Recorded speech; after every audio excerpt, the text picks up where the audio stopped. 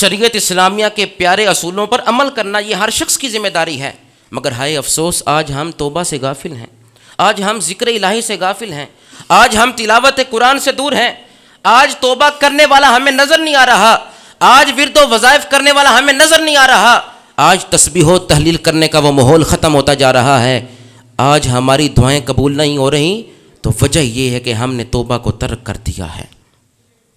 ہم نے اپنا مزاج ہی نہیں بنایا توبہ کا۔ ہم مجلس میں کچھ اور ہوتے ہیں، خلوت ہماری اور ہوتی ہے، ہماری جلوت کچھ اور ہوتی ہے۔ صوفیاء فرماتے ہیں، علماء کبار فرماتے ہیں کہ توبہ تو انسان یہ کرتا ہے، گناہ کر کے توبہ کرتا ہے۔ صوفیاء لکھتے ہیں انسان تیری حالت یہ ہے کہ تو گناہ کرنے کے بعد توبہ کرتا ہے۔ عارفین کو پہچانو، علماء کبار کی صحبت میں بیٹھو، اولیاء کاملین کی سنگت حاصل کرو، اور عبادت گزاروں کا حال دیکھو۔ صوفیاء فرماتے ہیں انسان تو گناہ کر کے توبہ کرتا ہے، نیکوکار نیکی کر کے رب سے معافی مانگتے ہیں۔